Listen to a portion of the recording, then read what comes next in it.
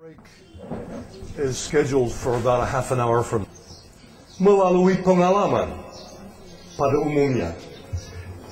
Tetapi sekarang saya mau berbicara sedikit tentang segi lain. Memang Gateways ini, Dunamis pertama, meletakkan dasar bagi kita untuk mengerti oknum dan karya Roh Kudus. Kita sudah melihat dari segi filsafat, worldview. Sekarang sedikit kita mau melihat sejarah gelombang pekerjaan Roh Kudus. Dan di sini saya harus mengakui kepada saudara-saudara bahwa walaupun sedikit pengalaman di Indonesia, saya masih banyak yang saya tidak tahu tentang ini. Jadi saya minta supaya saudara-saudara yang tahu lebih banyak daripada saya, supaya kita semua bersama-sama memperkembangkan pengetahuan tentang gelombang karya Roh Kudus di Indonesia. Kalau kita melihat Alkitab, memang soal gelombang itu menjadi nyata. Lihat saja dalam Perjanjian Lama. Tidak dalam setiap saat atau tidak setiap masa sejarah Israel, Perjanjian Lama, kelihatan mujizat dan kuasa Roh Kudus. Ada beberapa saat atau masa di mana kuasa Tuhan dinyatakan. Umpamanya dalam penciptaan dunia,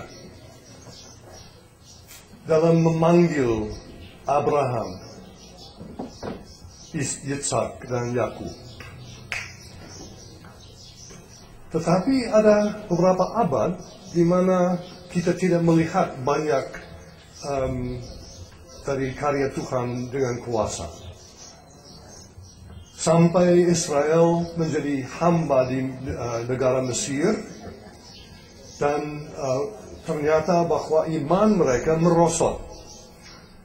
Tetapi mereka panggil Tuhan, mereka berseru, minta diselamatkan. Dan akhirnya Tuhan memanggil Musa, dan dengan memakai Nabi Musa itu dengan begitu hebat, umatnya diselamatkan, dikeluarkan dari Mesir. Dan kita melihat banyak sekali mujizat yang diadakan oleh Musa, terutama di Mesir, tetapi juga di padang gurun dalam perjalanan Israel. Sedikit juga melalui Yosua. Tetapi kita lihat dalam kitab Hakim-Hakim bahwa bangsa Israel mulai jatuh dalam dosa. Lalu diangkat beberapa hakim yang sanggup menyelamatkan Israel dari musuh mereka. Jadi sedikit juga kuasa Tuhan nampak di sana. Tetapi sesudah Hakim Samuel, kita lihat bahwa sekali lagi ada masa yang tenang, tidak banyak mujizat. Tetapi sesudah masa Daud dan Sulaiman, sesudah Israel terpisah menjadi dua bangsa, timbul dua orang nabi, Elia dan Elisa. Dan Tuhan memakai mereka dua orang dengan hebat untuk mengadakan mujizat, untuk menyelamatkan Israel dari musuhnya, dan menyembuhkan orang, dan seterusnya. Jadi gelombang masuk lagi pada saat itu.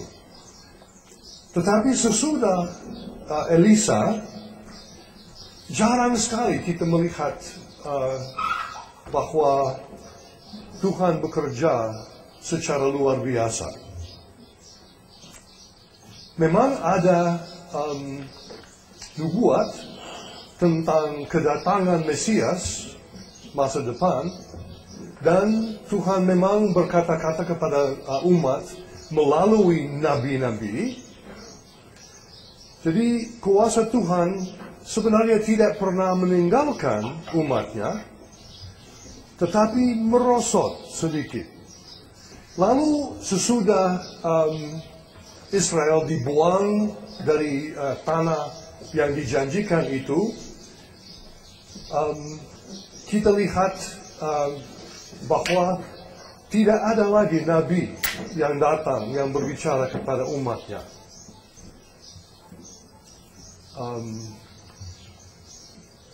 Kemudian sedikit orang Israel dikembalikan dari Babylon, kembali kepada tanah yang dijanjikan itu.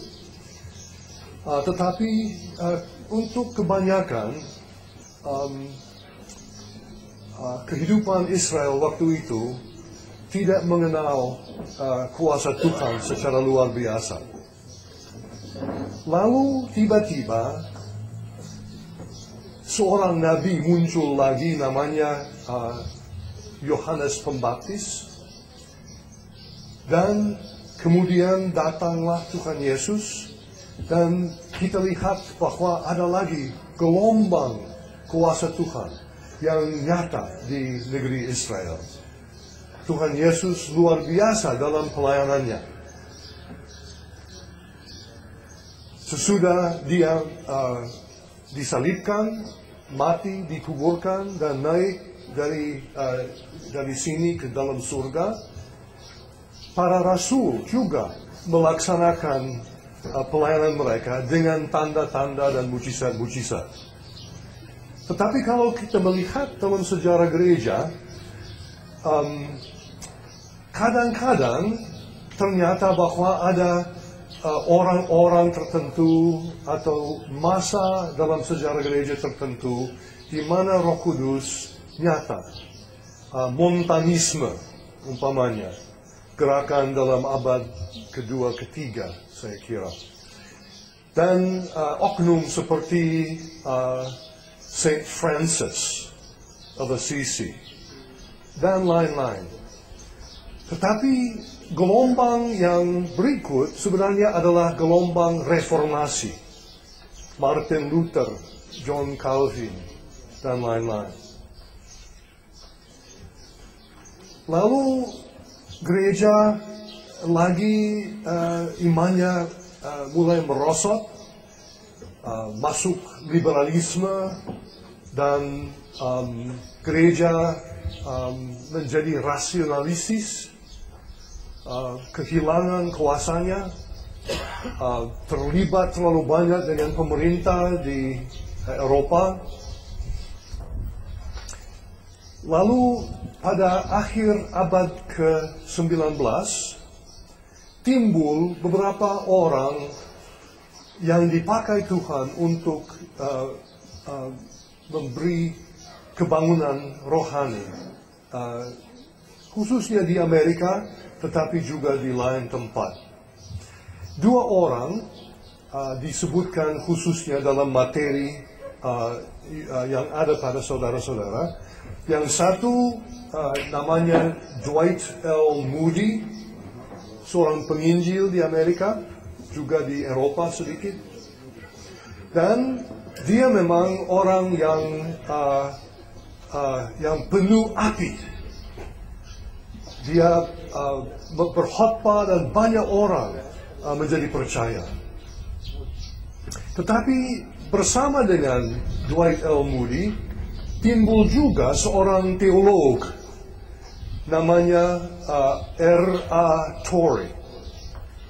Lagi seorang Amerika, tetapi akhirnya dia juga melayani di seluruh dunia. R.A. Torrey adalah seorang yang menyelidiki Alkitab baik-baik, dan dia melihat dengan sengaja, dengan teliti, ajaran Alkitab mengenai Roh Kudus. Dia juga mengalami kedatangan Roh Kudus dalam kehidupannya, sama seperti Dwight L. Moody. Dan kalau saudara ingin melihat riwayat hidup mereka, terdapat pada halaman 74, 75, 76, 77.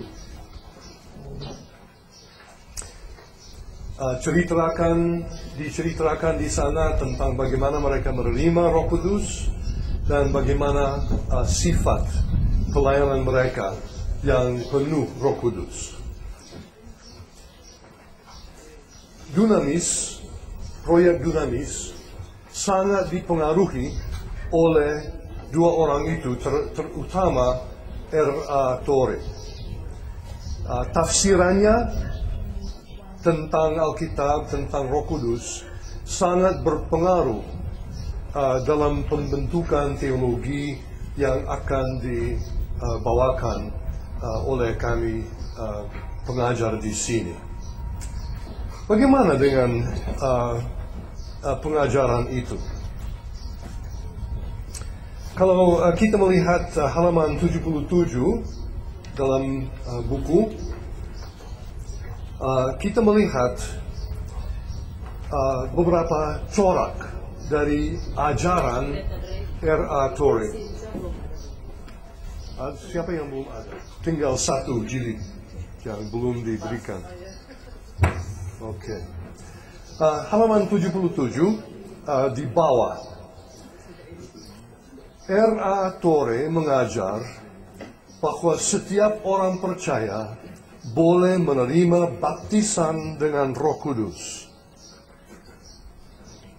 Dan bahwa baptisan itu sebenarnya harus ada kalau kita mau melayani dan bersaksi dengan kuasa. Dia membedakan antara karya Roh Kudus untuk menyelamatkan dan karya Roh Kudus untuk memberi kuasa.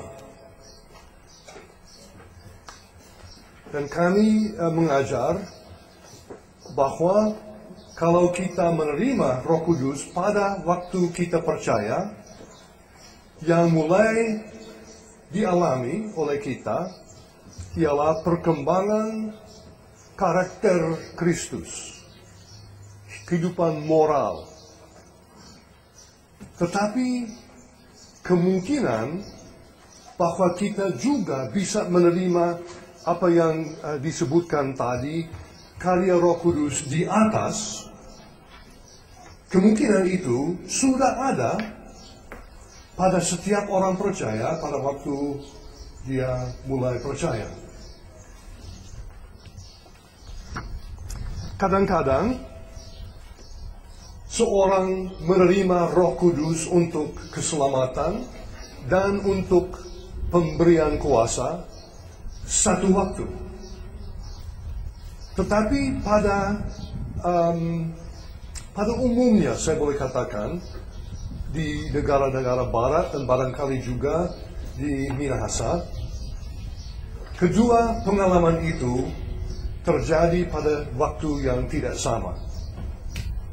Umumnya kita menerima Tuhan Yesus sebagai juru selamat, kita lahir kembali, kita menjadi percaya, kita menerima Roh Kudus yang tinggal di dalam untuk menjadikan kita suci sebagai proses. Tetapi tidak selalu kita segera mengalami kuasanya. Tetapi datang satu waktu, mungkin dalam kehidupan kita masing-masing, sama seperti dengan Brad Long dan dengan saya dalam kesaksian yang kami berikan. Datanglah satu saat di mana kita sadar bahwa kita perlu sesuatu yang lebih dari apa yang ada. Dan kita mulai minta kepada Tuhan, berikanlah, jembatanilah jurang itu. Datanglah, berikanlah kuasa, supaya saya boleh melayani dan kehidupan orang lain bisa berubah. Dan kalau Tuhan memberikan kuasa Roh Kudus, bisa menjadi suatu pengalaman yang luar biasa, bisa juga menjadi pengalaman yang tenang, seolah-olah tidak dirasakan apa-apa. Jadi soalnya perasaan tidak penting. Walaupun enak ya kalau kita rasakan kuasa Tuhan, tetapi tidak semua orang merasakan kegembiraan atau menerima karunia rohani ketika mereka menerima kuasa Roh Kudus. Jadi R.A. Torrey membedakan antara dua jenis karya Roh Kudus itu. Karya di dalam untuk keselamatan, untuk kesucian, dan karya di luar untuk mereka alami pembedaan itu dalam pelayanan mereka, dan saya juga mengalami itu dalam pelayanan saya. Satu hal lagi yang penting tentang ajaran Torrey ialah bahwa soal berbicara dengan bahasa lidah, bahasa roh, bukan menjadi persoalan. Seringkali hari ini, kalau kita bercakap-cakap dengan orang Pentakosta, mereka bilang harus berbicara dengan bahasa roh. Tapi Torrey tidak mengatakan itu. Sebagai tanda bahwa ada orang yang penuh Roh Kudus untuk memberi kuasa, dia melihat banyak hal yang bisa menjadi tanda. Bahasa roh bisa, tetapi karunia-karunia Roh Kudus yang lain juga bisa. Brad tadi mengatakan tentang pendeta di Jemaat Presbyterian yang dengan khotbahnya menjembatani jurang. Itu kemampuan untuk menjembatani jurang antara 2000 tahun lalu dan sekarang. Itulah satu tanda bahwa orang sudah penuh dengan Roh Kudus. Jadi karunia yang diberikan tidak perlu menjadikan kita karismatik atau Pentakosta. Kita boleh menjadi penuh Roh Kudus dan tetap orang Protestan dengan teologi Protestan. Jadi Torrey melayani di seluruh dunia, dan ajarannya bisa dipertanggungjawabkan secara alkitabiah. Tetapi terjadi pada tahun 1900 satu peristiwa rohani di Amerika yang melahirkan gerakan Pentakosta. Ada cerita tentang gerakan itu mulai dengan halaman 80. Pada tahun 1900 itu, seorang pendeta bernama Charles Parham mulai berkhotbah dalam salah satu jemaat di Amerika. Lalu dia berubah menjadi Metodis, dan pada waktu itu adalah gerakan yang disebut Holiness Movement di dalam gereja Metodis, dan pendeta Parham mengikut gerakan itu. Dan dia mengalami gejala-gejala kesucian dalam kehidupannya, sampai dia mendirikan satu sekolah teologi di negara bagian Kansas. Luar biasa sekolah itu. Mahasiswa tidak membayar untuk ikut. Mereka punya uang untuk memberi makan kepada orang miskin. Dan Tuhan memberikan segala kebutuhan bagi mereka. Pada satu hari tahun 1900 itu, pendeta Parham harus berangkat dari sekolahnya untuk sementara, Dan dia memberi tugas kepada muridnya untuk belajar Kisah Para Rasul pasal 1 sampai 4. Untuk melihat kalau ada satu tanda tertentu yang bisa menandakan bahwa seorang sudah penuh Roh Kudus untuk kuasa.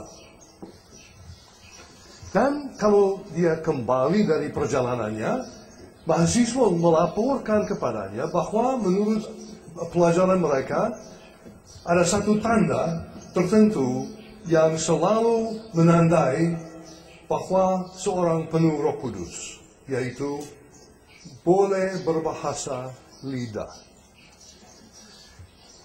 Jadi sebagai akibat ajaran itu, sekolah itu mulai mencari jalan supaya setiap mahasiswa dan juga orang yang mereka layani di luar sekolah harus berbahasa lidah. Satu orang yang namanya Agnes Osman, yang namanya disebut di sini, tiba-tiba mulai berbahasa lidah dan dengan bahasa Cina. Dan sebagai akibat itu, semua mahasiswa memberi diri kepada doa supaya Tuhan juga mencurahkan kepada mereka karunia itu. Jadi itu tahun 1900. Tetapi salah satu siswa yang ikut Bible College itu, akhirnya dia pergi ke negara bagian California dan dia mendirikan jemaat di sana. Dan pada satu pendidikannya tidak begitu hebat, tetapi di jemaatnya pada satu hari terjadi peristiwa yang luar biasa yang menciptakan gerakan Pentakosta. Dalam jemaat itu, dalam ibadah, tiba-tiba banyak orang di jemaat itu menerima karunia bahasa roh. Dan mereka tidak tahu apa itu, tetapi jelas bahwa Tuhan sendiri sudah datang dan sudah memberkati jemaat itu. Jadi pengalaman mereka bersifat emosi. Mereka tidak punya teologi untuk mendasari pengalaman itu. Tetapi banyak orang ingin menerima apa yang mereka terima pada waktu itu. Mereka juga ingin berbahasa roh. Dan begitu hebat minat orang untuk menerima itu, bahwa seolah-olah mereka tidak lagi memperhatikan ajaran R.A. Torrey. Jadi mereka tinggalkan dasar yang kuat dalam teologi dan Alkitab untuk mencari pengalaman. Dan sebagai akibat terjadi suatu gerakan yang sampai saat ini ada akibatnya di seluruh dunia, termasuk Minahasa. Apakah saudara kenal jemaat-jemaat di sini yang termasuk dalam aliran Pentakosta itu? Ada ya? Bagaimana ajaran mereka? Bagaimana ajaran Pentakosta? Tahu? Apa sebabnya orang Gemim tidak bersatu dengan mereka? Ya, jadi soal baptisan kembali. Mereka ajarkan bahwa orang harus dibaptis sebagai orang percaya, dibaptis dengan air. Dan kalau orang Gemim yang sudah dibaptis berarti dibaptis kembali. Tetapi mereka juga mengatakan bahwa kalau dibaptis kembali, lalu bisa menerima baptisan Roh Kudus, yaitu pemberian kuasa termasuk bahasa lidah. Itu. Ya, itu salah satu ajaran. Apalagi yang saudara alami dari aliran Pentakosta di sini?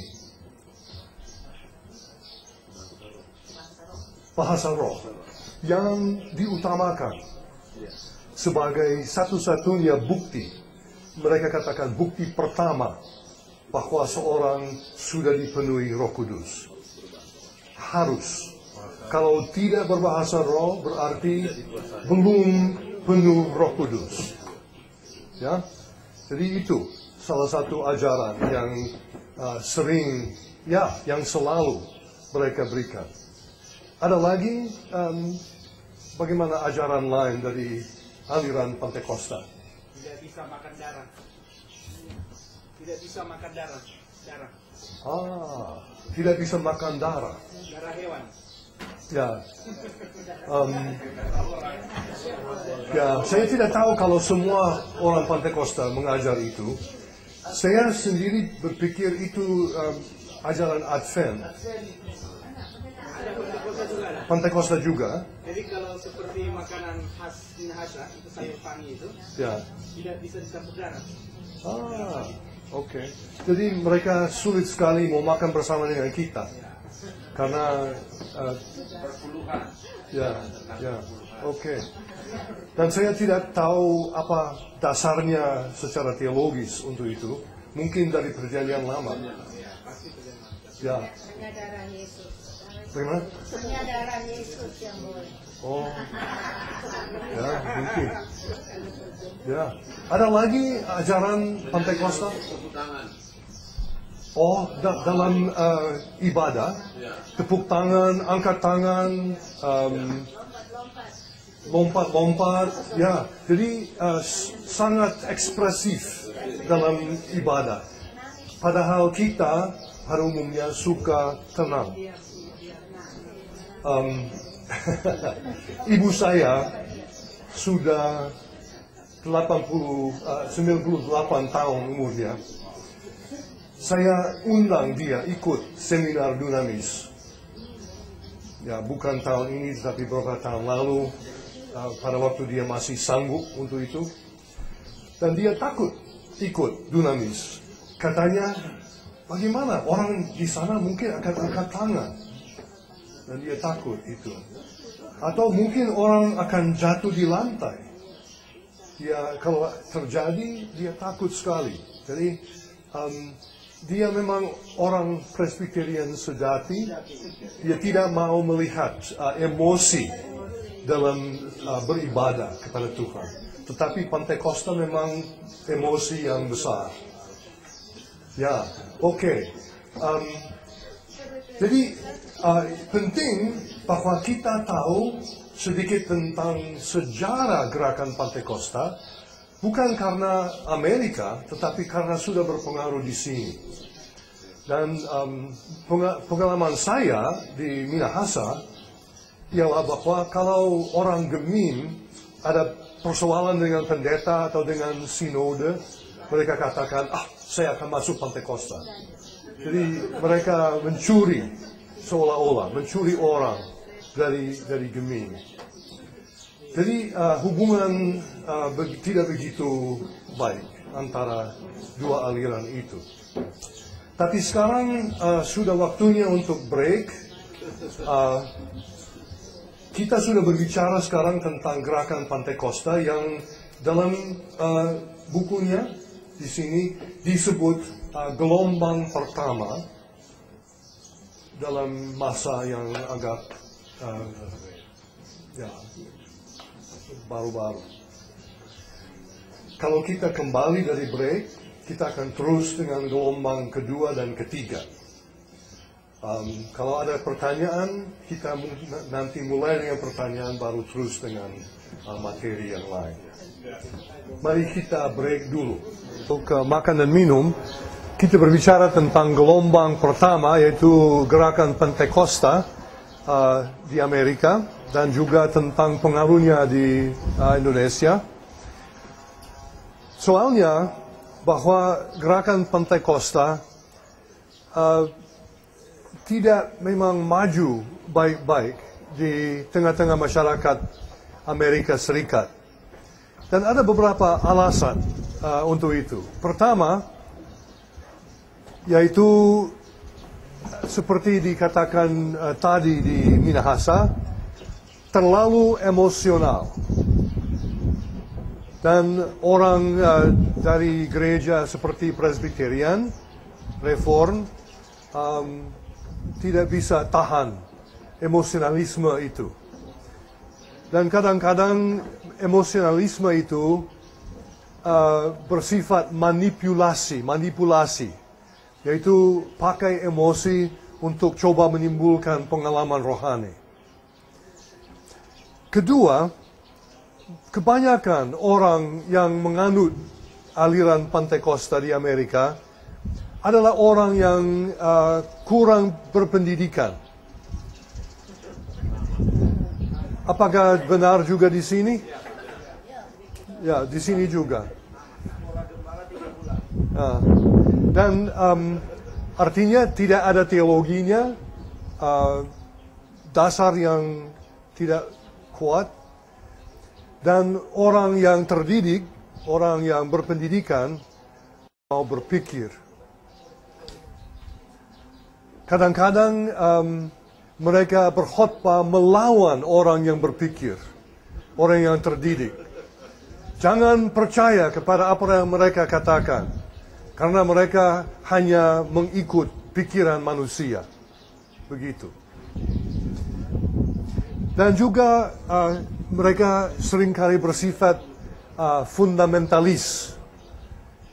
Jadi seperti dikatakan tadi tentang makan daging atau darah dari daging yang tidak diperbolehkan. Lagi juga ada hal-hal doktrinal seperti yang kita sebutkan tadi. Mereka ajarkan bahwa orang harus berbahasa roh. Kalau tidak, berarti tidak punya roh. Dan ada juga di antara mereka yang mengajar bahwa hanya gereja Pentakosta adalah gereja yang sejati. Yang lain tidak. Dan oleh karena itu, mereka berpikir kalau orang masuk Pentakosta dari umpamanya Protestan, harus dibaptis kembali. Karena baptisan... Mereka sudah bertobat. Sudah... Oke. Tapi di Amerika memang dulu begitu.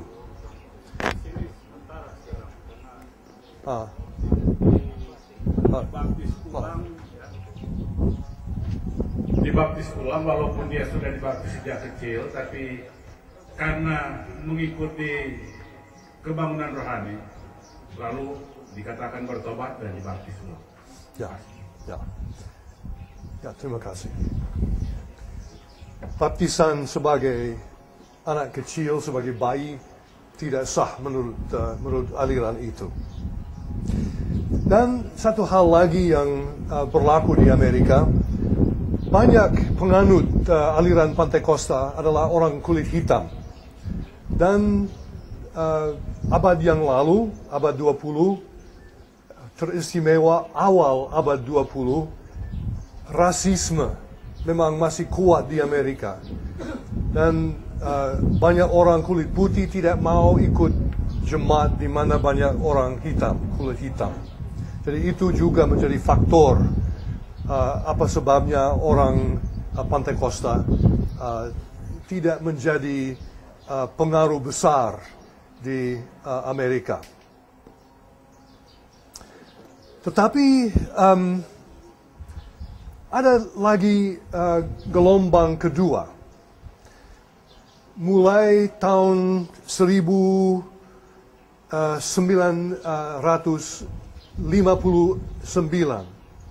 Jadi kira-kira 60 tahun sesudah permulaan gerakan Pentakosta. Dan gerakan kedua ini, halaman 83, disebut gerakan karismatik.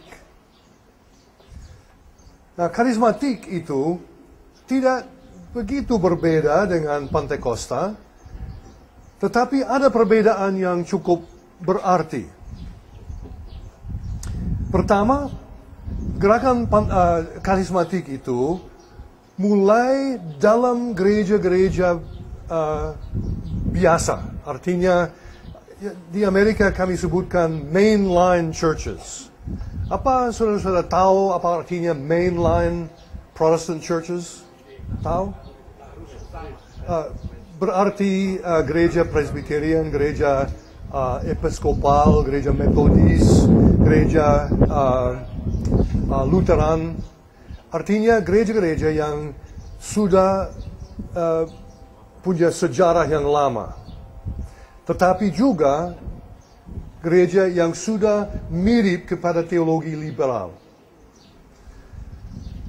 Dan gerakan Pantekosta tidak berpengaruh di jemaat dari mainline churches itu. Tetapi pada tahun 59, seorang pendeta episkopal mengalami pencurahan Roh Kudus dengan kuasa.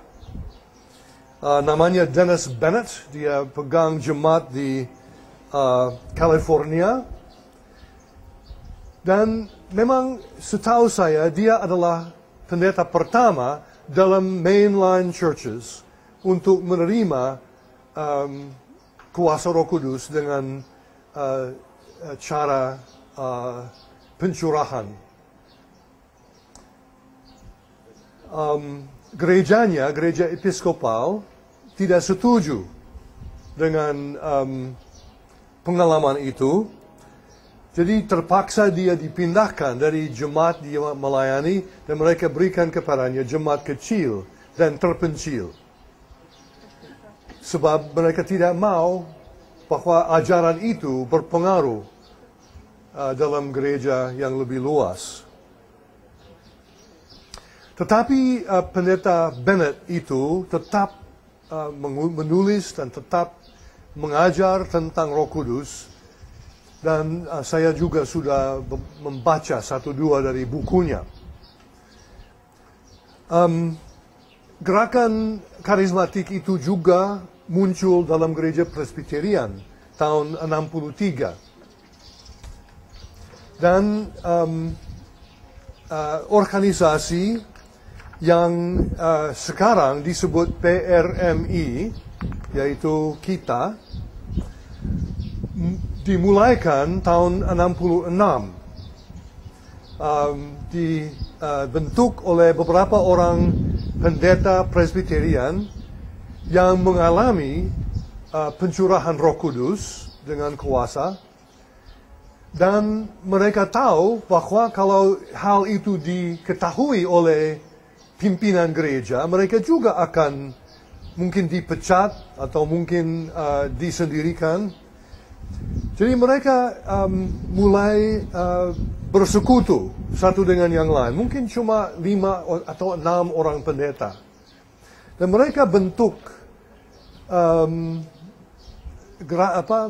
organisasi yang pada waktu itu disebut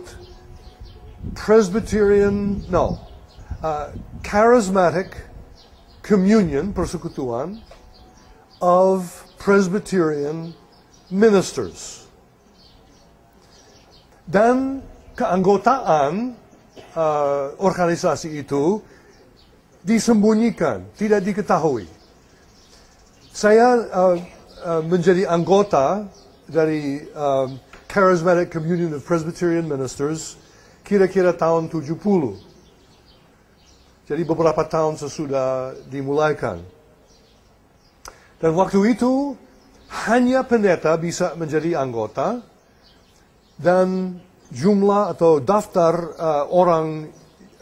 daftar anggota itu disembunyikan.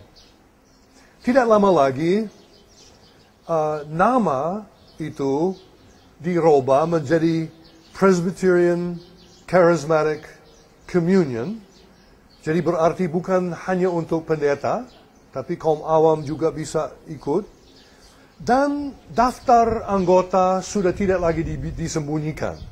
Sebab ada perkembangan dalam gereja Presbyterian di mana mereka bisa menerima, walaupun tidak setuju, tetapi bisa menerima ajaran karismatik.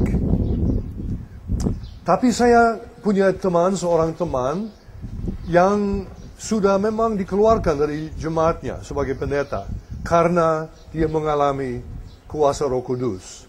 Jadi waktu itu berbahaya untuk mengalami hal-hal itu. Dan kemudian Presbyterian Charismatic Communion itu diperluas lagi dan disebut Presbyterian and Reformed Renewal Ministries International.